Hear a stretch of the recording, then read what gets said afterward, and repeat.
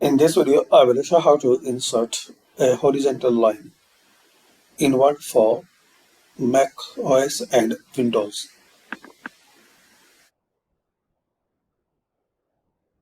So press 3 times hyphen, then press enter.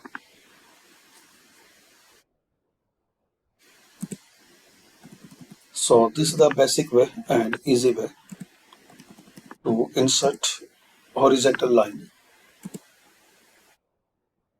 Another way, make sure you are in Home tab. In Paragraph section, click on this drop down.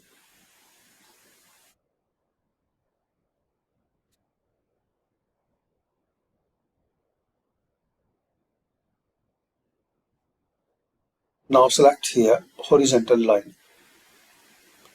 Add a horizontal line across the entire page, cell or column. That's it. Thanks for watching.